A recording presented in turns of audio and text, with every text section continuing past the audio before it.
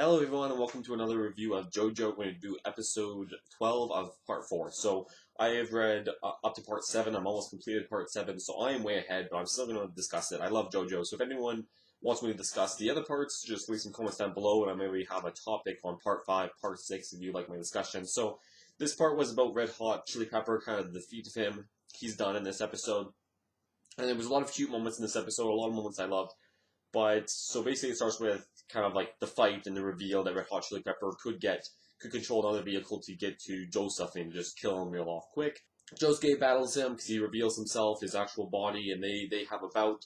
Josuke uses his abilities in some creative ways, like destroying a tire and then regenerating it back forth.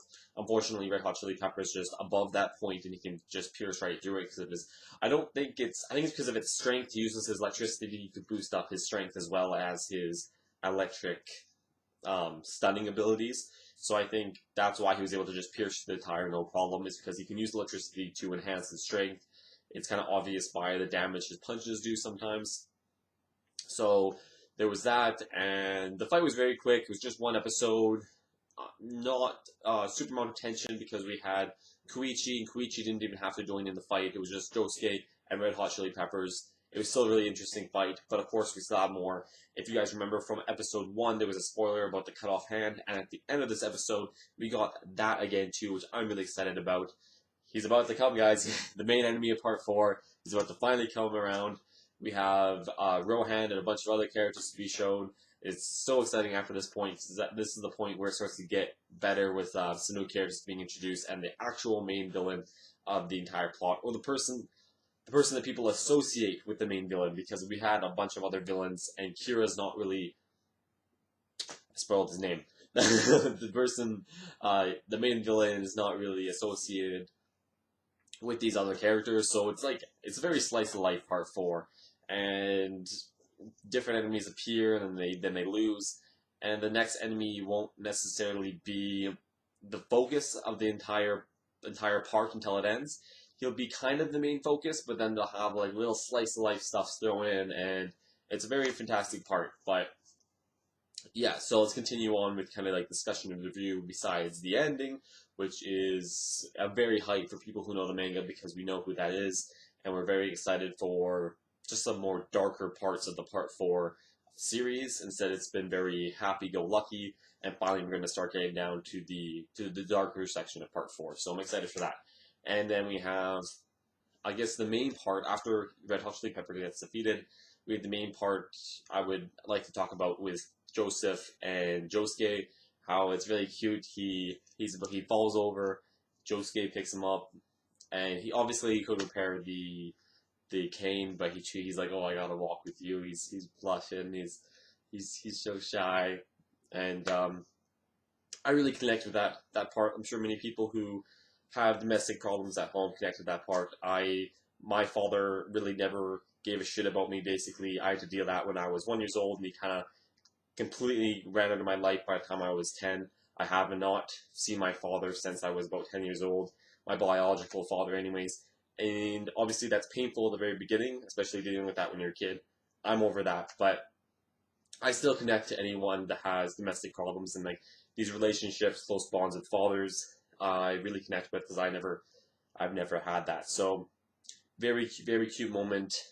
I'm sure everyone has domestic problems at home. There's very few families. You think that everyone's perfect, and then you find out there's very few families that are actually like that.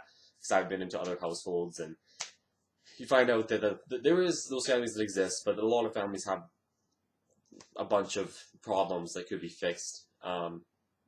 So yeah, there's that. So I really connect with the part with Joseph and Josuke really connecting it. Even though they've never met, they still show this strong bond to each other, and they're showing their love and affection towards each other. Josuke is like helping him along, nurturing him. So it's really nice to see that strong father and son bond. So love that part. We have some more with Kazoo. I can't pronounce his name. The Hand, and showing kind of his dumb wits at right before Red Hot Chili Pepper. Actually, he's the one that finishes Red Hot Chili Pepper, the finishing blow.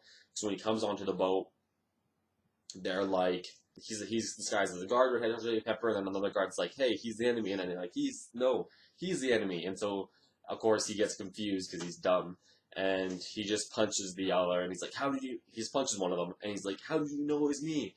And he's just like, "I would have punched both of you. I'm dumb." So I kind of like that he admits that he's dumb. It's kind of like good for his character because a lot of people can't admit their flaws. A lot of people they have a hard time admitting certain flaws. There's a lot of flaws that I have that I try to admit upon myself, but a lot of people have a hard time admitting that they're not a good person or not, or that they're a selfish person or that they're a different person than other people see them as. I always try to think of myself as a bad person. That way, I don't have expectations for myself to do good. So that's where I'm at my ideology. But so that's what I like about him is that he realizes he's dumb and he's like, I'm dumb, so I gotta I just gotta react on instinct. So that's my thoughts on that. And I'm sorry I'm splitting the parts everywhere of the episode. I'm assuming you watched the episode, so I'm just talking as I go and having a feel for what I like to talk about. But yeah, I really like the end part with Joseph and Josuke, just really having that father and son bond. I really connect with that. I really love that.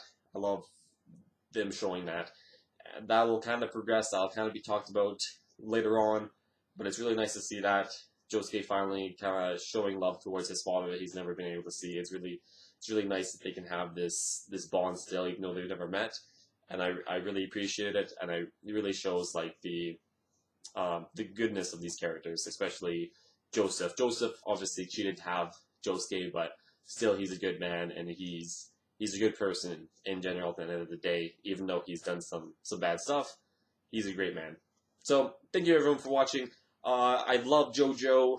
I will have if you've seen part 7 or part 8, I'm doing discussions about part 7 right now in my previous videos. So if you love JoJo, you're a huge fan, you can go check those out.